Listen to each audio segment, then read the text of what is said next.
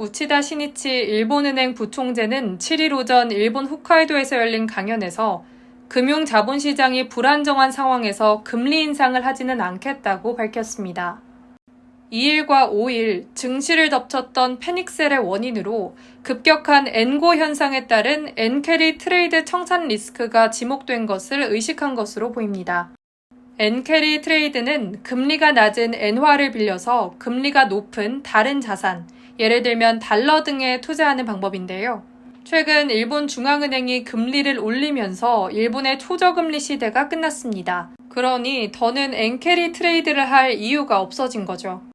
이렇게 엔화를 빌리는데 드는 비용이 늘어나자 수익이 줄어들 거라고 예상한 엔캐리 트레이드 투자자들이 주식 등 투자한 자산을 팔기 시작했고요. 이에 자산 가격이 폭삭 내린 것입니다. 증시가 폭락과 폭등을 오갔습니다. 지난 5일 역대 최대 하락폭을 기록했던 한국 증시가 하루 만에 크게 또 반등했는데요. 5일에는 코스피, 코스닥 시장 모두 떨어지면서 매도 사이드카가 걸렸고요. 6일엔 두 시장 나란히 매수 사이드카에 걸렸습니다. 한마디로 두 시장의 지수가 5% 이상 떨어져서 파는 걸 금지했다가 다음 날엔 반대로 5% 이상 올라서 사는 걸 금지한 겁니다. 코스피, 코스닥 시장 모두에서 매수 사이드카가 발동된 건 1512일 만이라고 합니다. 또 하루 만에 매도 사이드카, 매수 사이드카가 연달아 발동한 건 4년 만에 처음이라고 하네요.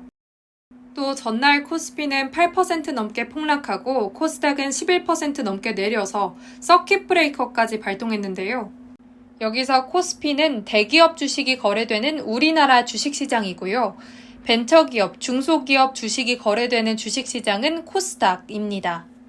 코스피는 우리나라 경제 체력, 코스닥은 우리나라의 경제 가능성을 알 수 있다는 의미가 있습니다. 사이드카는 과속자동차를 단속하는 경찰 사이드카에서 따온 말로 주식 선물 가격이 5% 이상 급변할 경우 현물 시장에 미치는 영향을 최소화하기 위해 프로그램 매매를 5분간 중단하는 것입니다. 선물 가격과 현물 가격의 차이에 따라 자동적으로 매매가 이루어지도록 하는 기법을 프로그램 매매라고 합니다. 사이드카보다 강력한 조치가 서킷 브레이커인데요.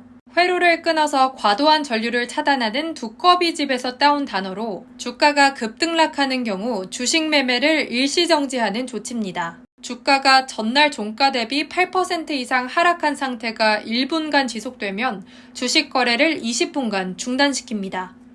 더 세부적으로 들어가면 전날에 비해 코스피 코스닥 지수가 8%, 15% 이상 하락해서 1분간 지속됐다. 그러면 20분간 발동되고요. 만약 20% 이상 하락했을 때는 당일 거래를 완전히 종료시킵니다. 또 하루에 한 번만 발동할 수 있고요. 장마감 40분을 앞두고는 발동할 수 없습니다.